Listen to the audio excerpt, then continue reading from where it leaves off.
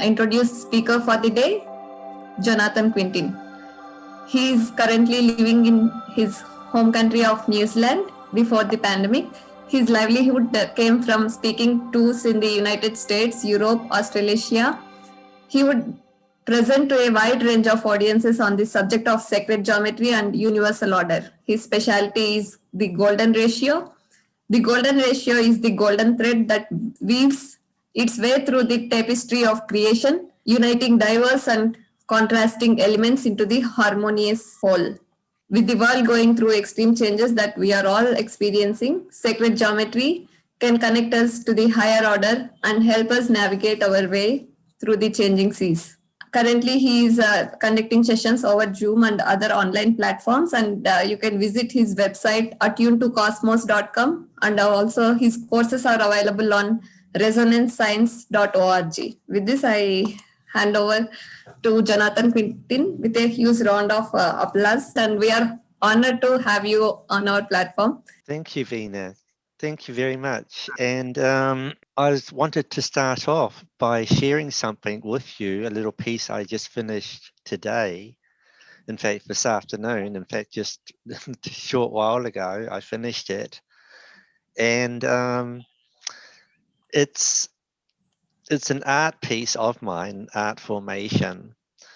And everything else I do about geometry is, and teaching sacred geometry, is to understand what it is that you're looking at. So I won't talk too much right now. I'm going to share screen, and it only takes like 3 or 4 minutes, and then I'll come back to you.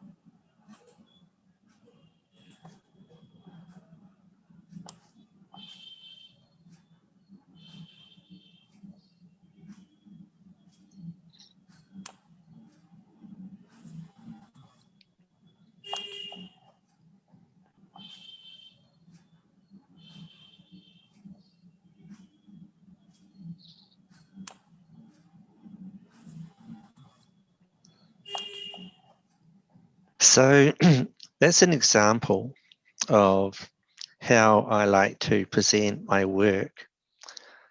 And this is something I've been working on for decades. And in the process, or just recently actually, I put a course together, and that's what I was going to speak about tonight. And we'll go back to sharing screen, and we can go there. Let's see, I'll bring it up first. Oh yeah, okay. So it's here at this website, resonancescience.org, and it's an academy, an online academy that's headed by Nassim Haramein, and he's an astrophysicist, and he's like a modern day Galileo. He's way ahead of his time, and he's working on bringing free energy to the world, energy that just comes from space. And free energy is what he's working on. And he has this academy, and these are some of the courses that can be taken at this academy. And this is my course here. It takes you to my page. And the course I'm giving is $75 US. And it's mostly, practically all of it is in pictures. And it's made up of short clips of geometric processes. And these are expressed through numbers and shapes and patterns and forms, which are the alphabet of creation.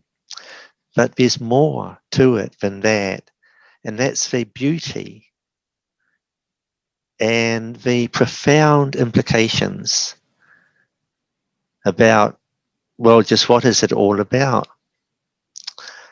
And it's about, for one thing, it's about experiencing in a very tangible form this order, this higher order that exists through geometry and can be expressed in an infinite number of ways, bringing the stars and triangles and the rhomboids and the pentagons and pentagrams and decagrams, and bringing these shapes together in infinite number of ways that form these beautiful mosaics, these cosmoscapes, these algorithms emanating from the universal mind. I don't know if I can. Here we go. Here's some samples of that. And this is an order that has been there eternally.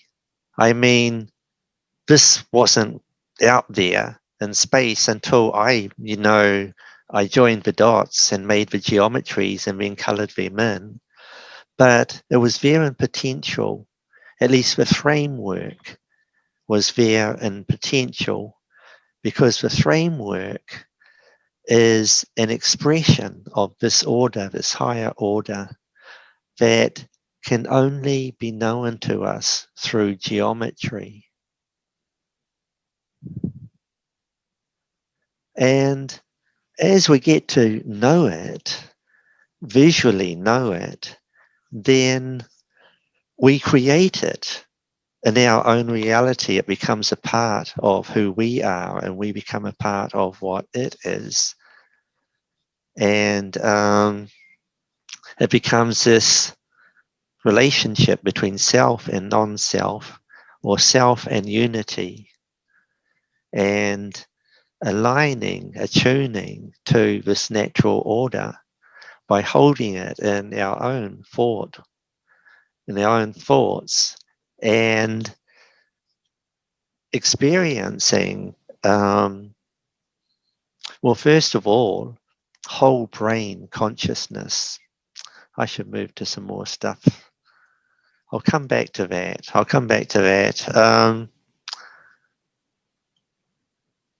I think this is where, here's a piece about Nassim is introducing me at a talk that we gave. Although you can see it, you can visit the site afterwards and hear the sound. So I'll just go ahead with the course and we'll find our way over to there.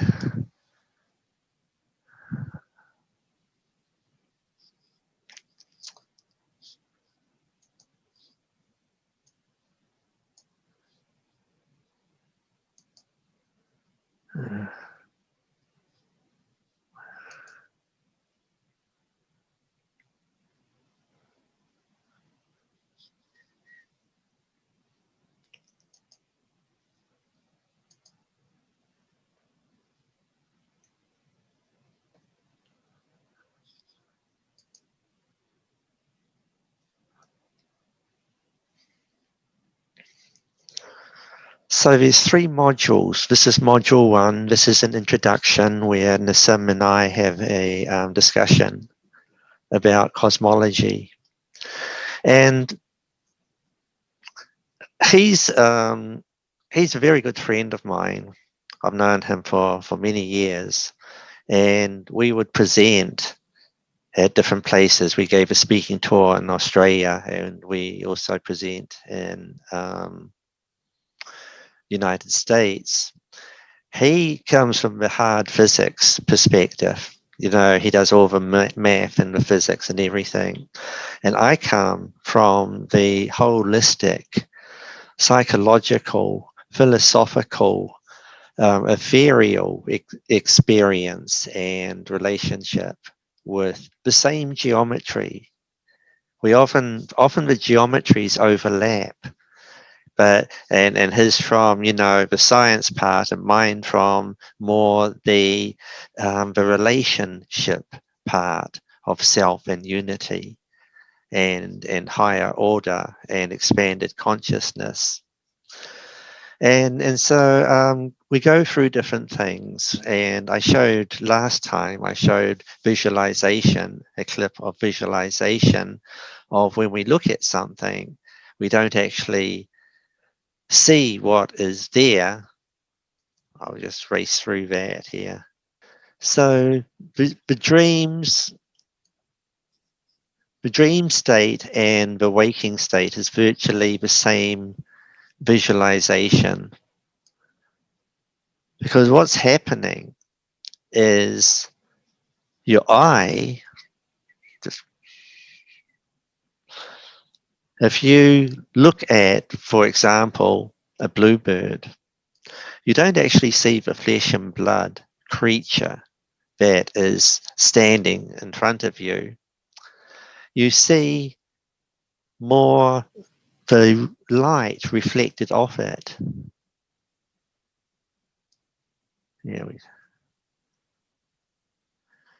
So we need a light source, and then the light, once it reaches the density of the bird, reflects off it and carries with it information about the bird, shape, size, color, motion, and other things.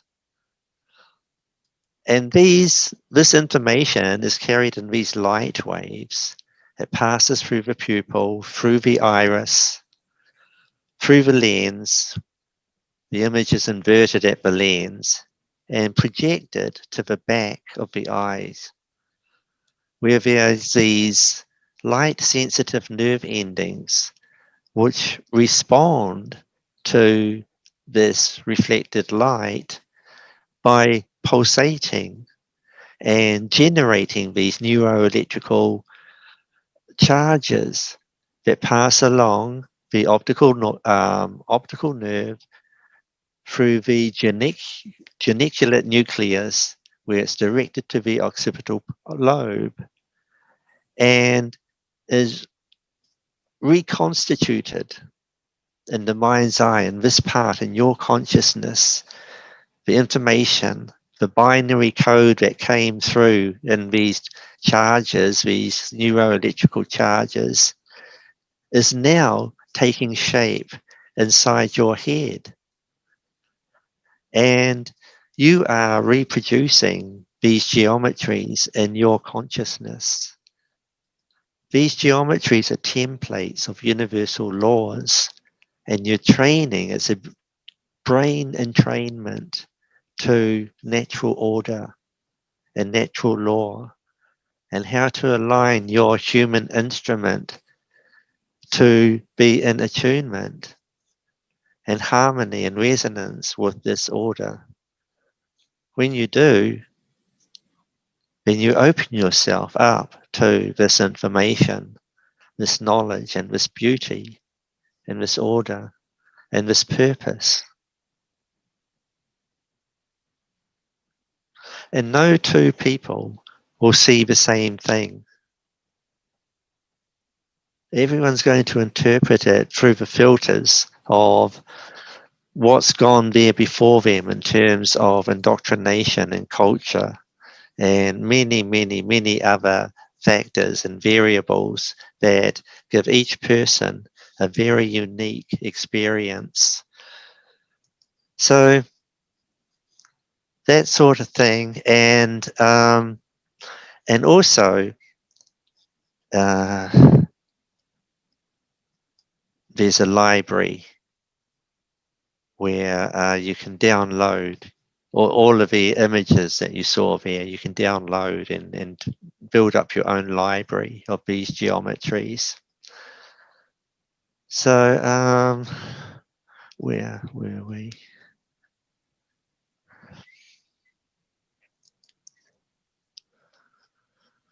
And then numbers. The language is number, shape, pattern, form, and the relationship between them, among them, aligned to an order, a universal, profound order. Numbers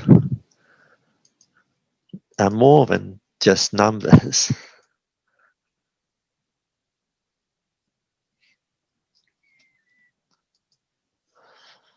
And it's not numbers so much, it's the relationship that exists between them, among them.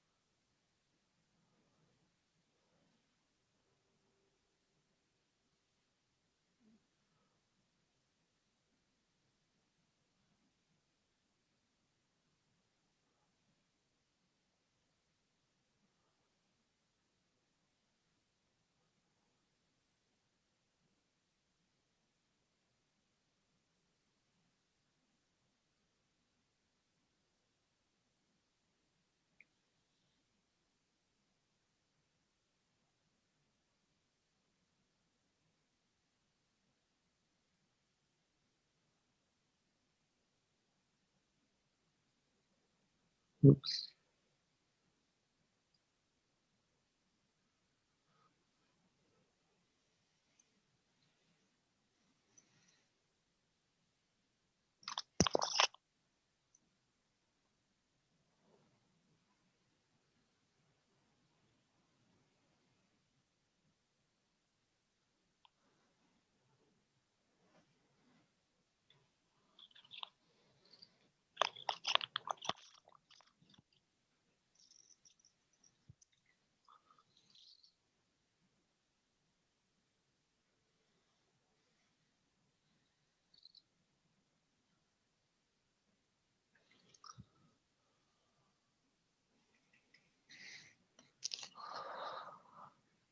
And then we move into shapes, starting with the primary shapes, which are birthed from the circle.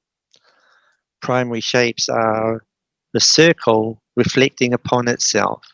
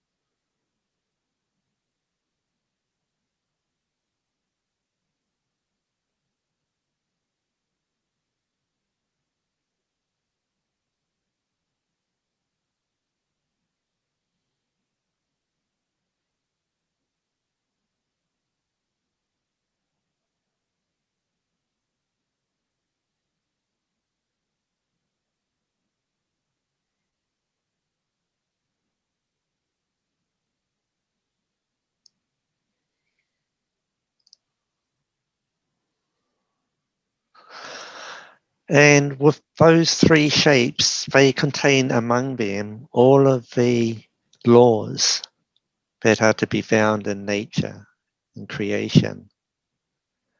They are mathematical programs, fractals, that can combine in ways that will just amaze you. And it's all about relationship. And these shapes make other shapes. For example,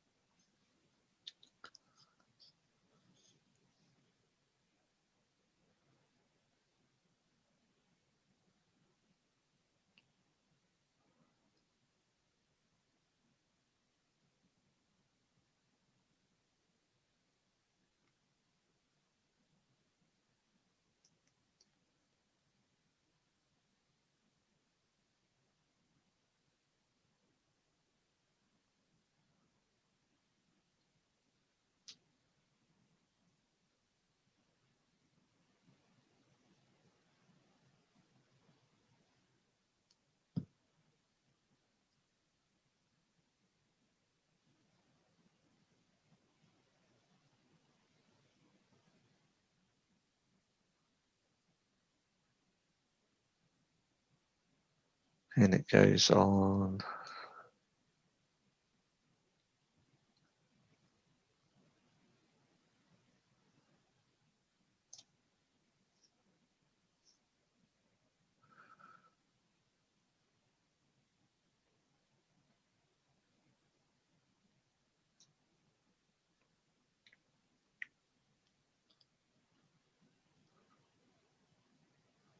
So anyway, more of that.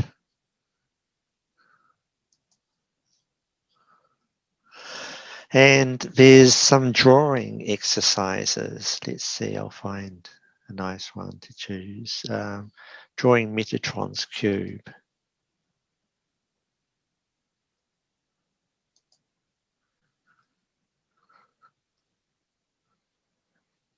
So there's a great sense of satisfaction that can be experienced when you create something out of nothing.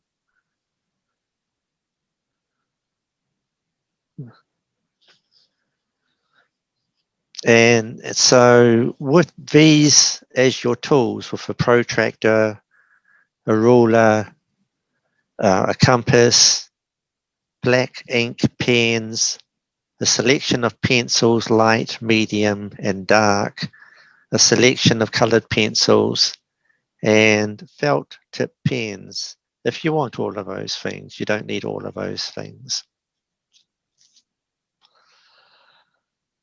And to make it easier to see on the screen, I've put it into black, but actually the black would be a white sheet of paper. This just makes it more dynamic. It makes it easier for the mind to absorb.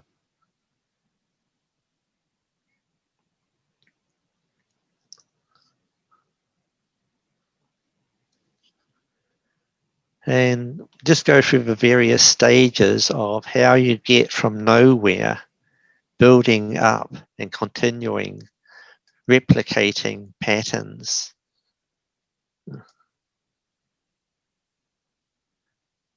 So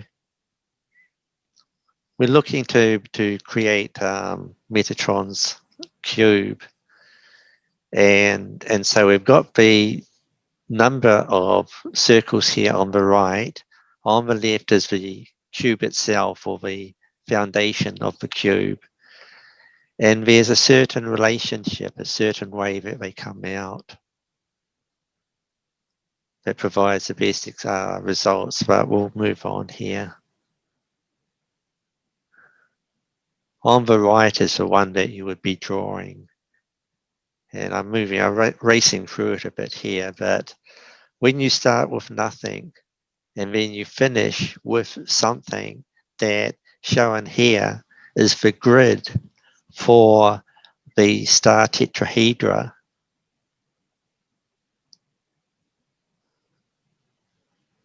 It's also the grid for other things.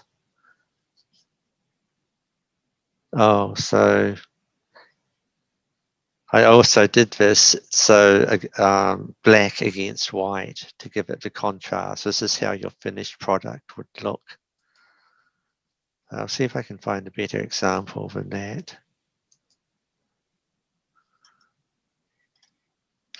And here's module 3. Module 3, well, let me put it differently. Module 1 and module 2 were just to prepare you for module 3, because module 3 is about the golden ratio and the golden number. It shows how everything is related to the golden number. And even the primary shapes contain the golden ratio, and some of them better so than others.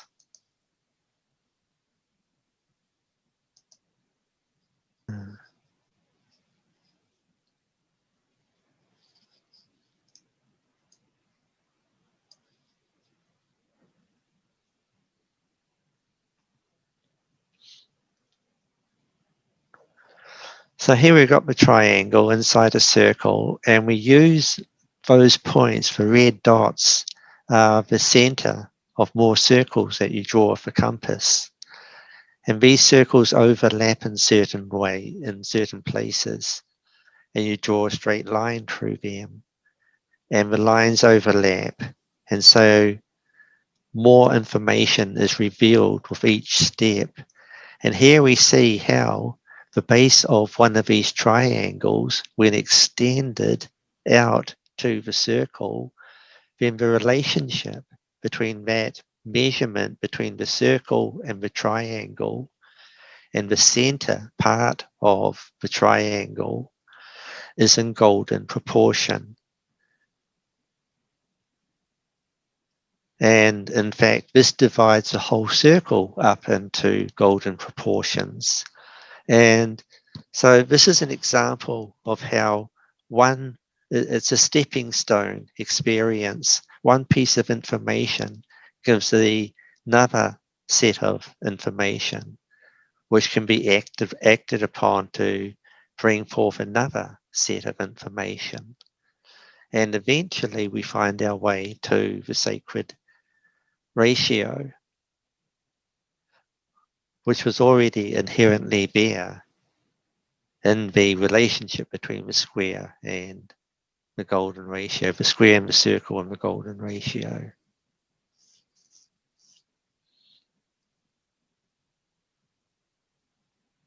So this part here, that's where you put the point of the protractor of the compass, I mean. And this point here is where you put the lead pencil.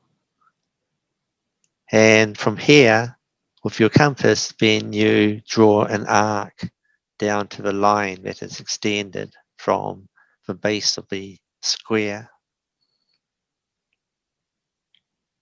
And here's the golden ratio.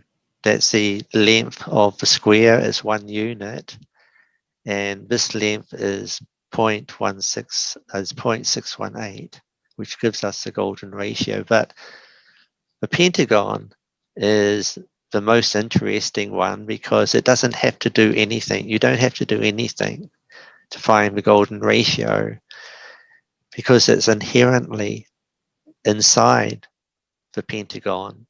The pentagon by its nature is an embodiment and expression of the golden ratio.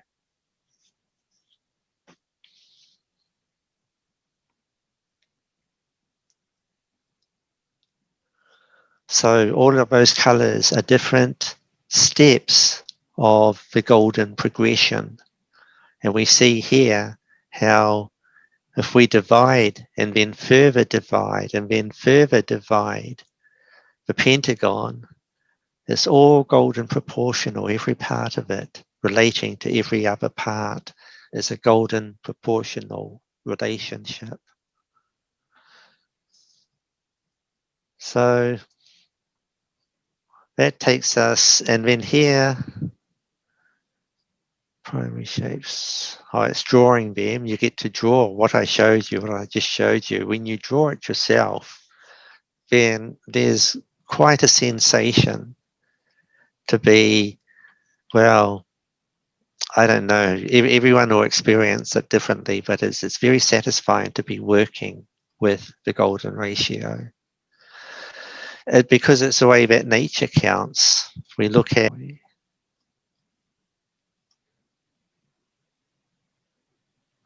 Oh, okay. More.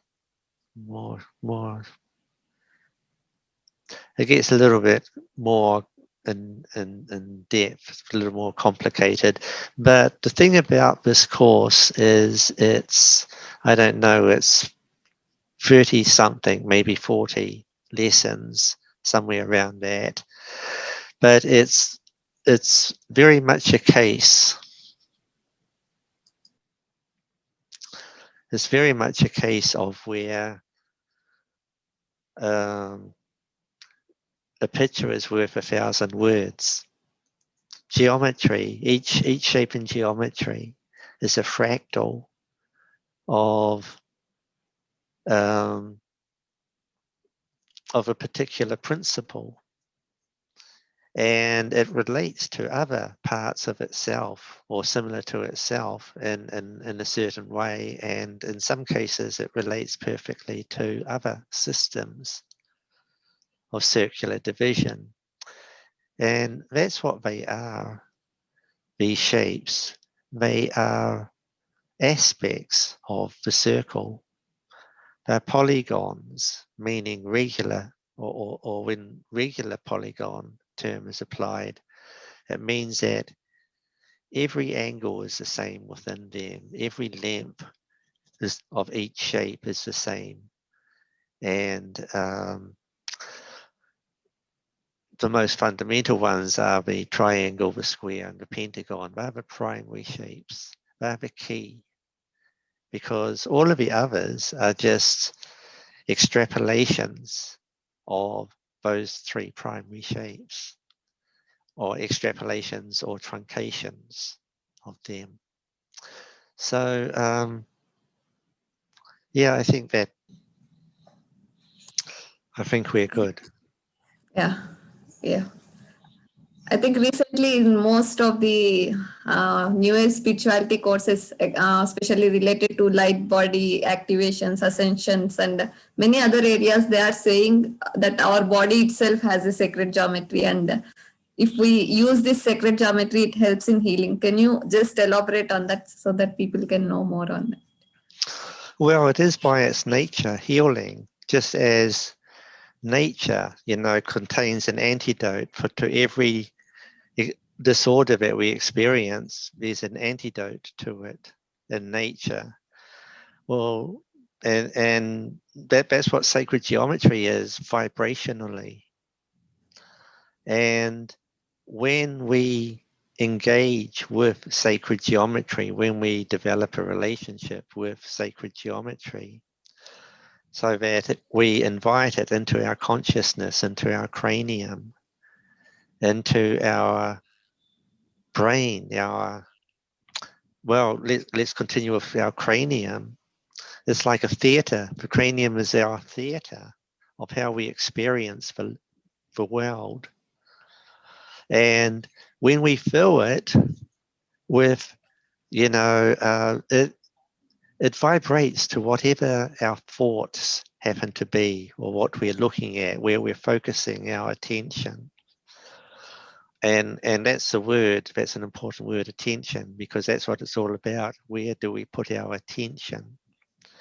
When we put our attention with these geometric principles, which are universal laws, well, we are aligning ourselves, our whole being, we're aligning that to bring it into resonance or attunement with cosmos.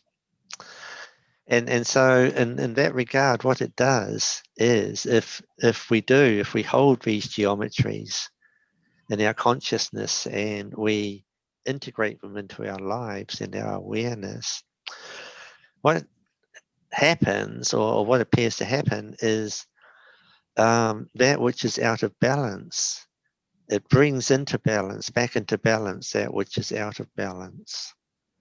And just by its nature, because it contains all of the resonance, all of the frequencies, all of the laws, everything that we need to be in harmony with universal law. And so it is a device, it's a field that greatly enhances many other fields of healing. It's like it's an anchor. It holds the energy. It holds the space. So what are the gadgets that we can use for this sacred geometry structures? There are gadgets. There's the 5 Platonic solids, which you can build out of cardboard or out of sticks. You know, sticks like Q-tips or something like that. There's lots of different ways to build them, but it's also a case of, I think, I forget how many sticks there are altogether, 30, 60, about 90 sticks in all. And so you've got 90 sticks, and you've also got the 5 Platonic solids. You've got the tetrahedron, the hexahedron, octahedron, icosahedron, dodecahedron, which are like the primary shapes, only in 3D. And in fact, you know, we've got the 3 primary shapes for 5 Platonic solids. There's 2 extra forms from the triangle. And in the ancient Hindu tradition, they were considered the thought forms of God because they contain all of the laws of creation. And also they contain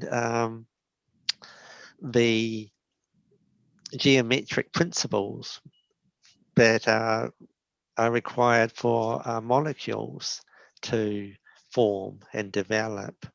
And it's the same geometry. And these geometries are to be found in the primary shapes, for one thing, in 2-dimensionally, and 3-dimensionally, and more in a more refined manner and complex manner, the 5 Platonic solids. And they are tools, they are powerful tools. Building the Platonic solids, you can go online and put type in build, you know, the 5 Platonic solids, and you'll get lots of ways showing you how easy it is to build them, from anything as simple as a sheet of paper and a pair of scissors. You can build the 5 Platonic solids, or you can get, you know, more refined than that. You can use cardboard or wood. And there's 2 types. There's solids, and then there's the frameworks where you just see where it's just the vectors, and there's no planes. The planes stand empty, and you get a different sensation, a different effect that way. And